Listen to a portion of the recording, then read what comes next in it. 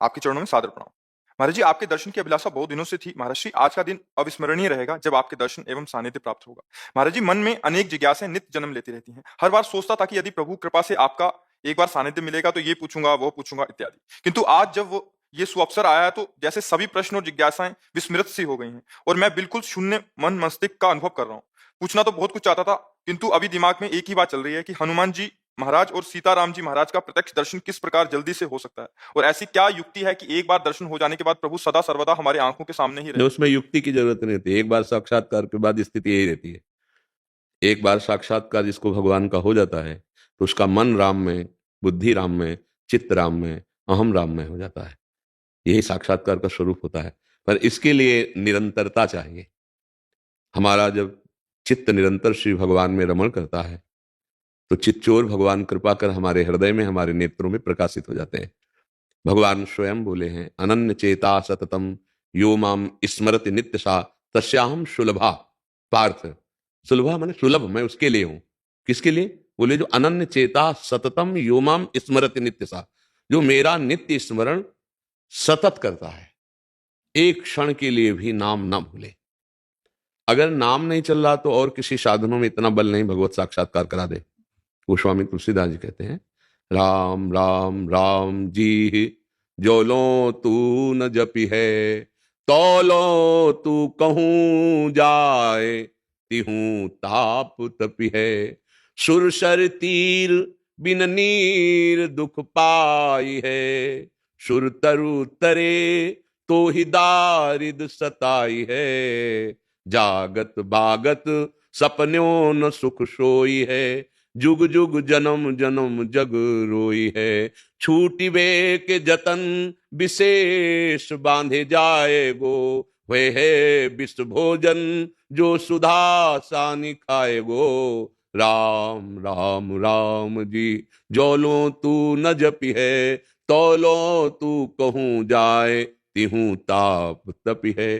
गोस्वामी जी का अनुभव है, जब तक निरंतर नाम नहीं जप करोगे तो कहीं भी चले जाओ, छूटने का जितना प्रयास करोगे उतना बंधते चले जाओगे। भगवान नाम जप भगवान का साक्षात्कार कराने वाला है। जैसे भगवान को मानो पतंग और नाम को मानो डोरी। नाम रूपी डोरी खींचते जाओ तो जितना खींचोगे उतना ही पतंग नजदीक आती जाएगी। और एकादशी स्कंद भागवत में नौ योगेश्वरों ने वर्णन किया कि जैसे एक एक कवल खाने से क्षुधा निवृत्ति, तुष्टि पुष्टि होती जाती है, ऐसे ही एक एक नाम जप से संसार से वैराग्य, स्वरूप का बोध और भगवत चरणारविंदों की प्रेम वृत्ति बढ़ती जाती है। पर जैसे बहुत दिनों का भूखा हो, दो चार कवल में आग ही लगेगी, समझ में नहीं आएगा।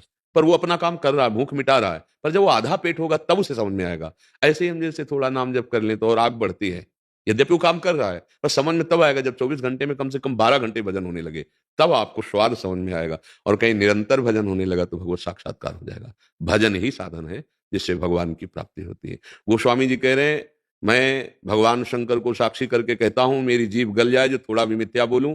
मेरे माई बाप, मुझे जो कुछ प्राप्त हुआ, रा और माँ इन्हीं से प्राप्त हुआ है। गोस्वामी जी कह रहे हैं, बस हमको महापुरुषों की बात समझनी है। भगवत साक्षात्कार कैसे होता है? प्रभु को अपना मानकर निरंतर नाम जपने से होता है। बिगड़ी जन्म अनेक की अब ही सुधरे आज, होई राम को नाम जप तुलसी तज कुसुमाद। गंदे आचरणों का त्याग करके नाम जप करते हुए भगवान से अपनापन वो कृपा करके हमारे नेत्रों में झलकने लगते हैं, हमारे हृदय में प्रकाशित हो जाते हैं। हमारी साधना तो क्या उनको घसीट सकती है? वो दया करके, अहेतुकी कृपा करके जब देखते हैं, जैसे यशोदा मैया ने देखा कि लाला ने माठ फोड़ दिया, अब इसको बांधना पड़ेगा, नहीं तो दंडता कर रहा है, तो दौड़ी पकड़ने के लिए। तो लाला भाग रहा है आगे, श्याम सुंदर माता की पकड़ में नहीं आ रहा। माता दौड़ते दौड़ते थक गई, पसीना आ गया। जब प्रभु ने देखा कि थक गई माँ, तो स्वयं पकड़ में आ गए। बात समझ में आया? जब उपासक थक जाता है कि अब मेरे बनाए ना बनेगी कोटि कल्प लो, आपके बनाए बनेगी पल पाव में, उसी क्षण भगवत साक्षात्कार हो जाता है।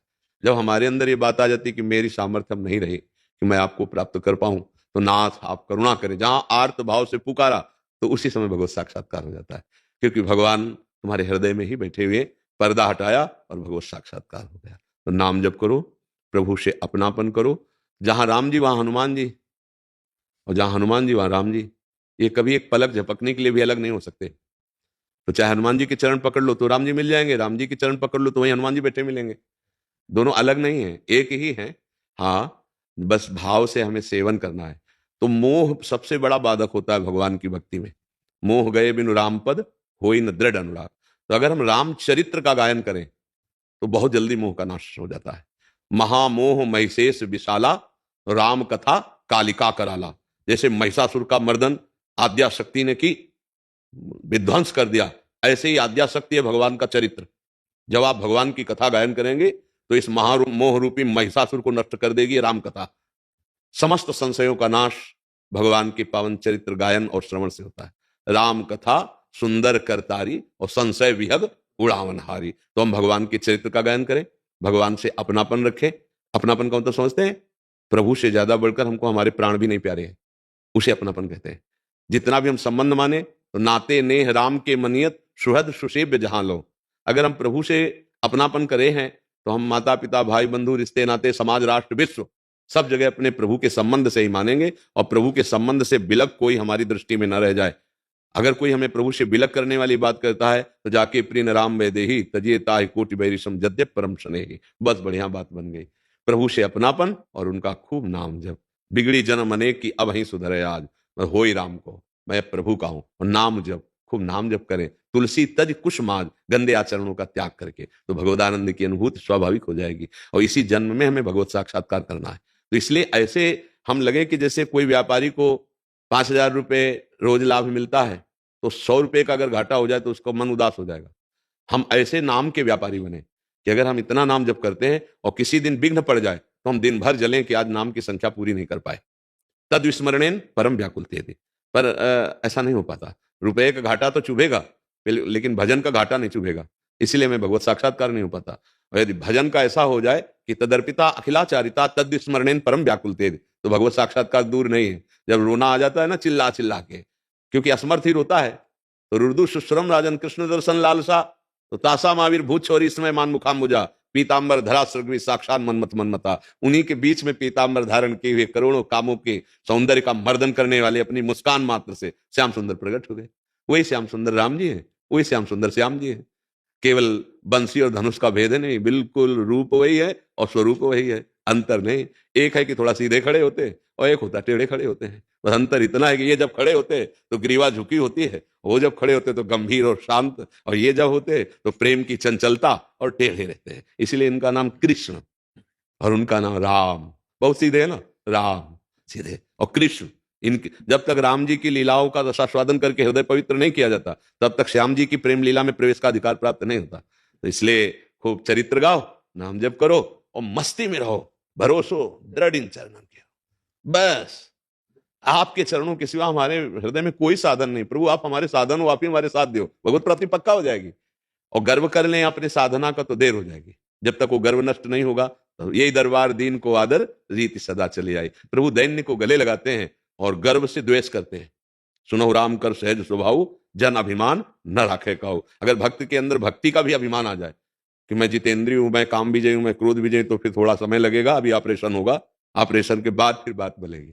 तो आपके ऊपर बहुत कृपा है, आप भगवान को पाना चाहते हैं, यही हमारे कान सुनना चाहते हैं कि हमारी समाज अब जो भोगों की तरफ बढ़ रही, थोड़ा तो किसी के मुख से सुने कि मैं भगवान का दर्शन पाना चाहता हूं, मैं भगवान की प्राप्ति करना चाहता हूं। नहीं प्राय संत महात्माओं के पास जाकर अपना दुखड़ा रोना और कामनाओं की पूर्ति की बात पूछना।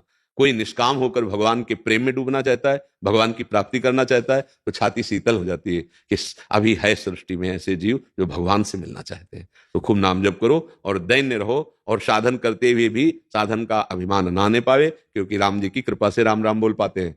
अगर उनकी कृपा ना हो तो राम बोल ही नहीं सकते। श्याम जी की कृपा से श्याम बोल पाते हैं,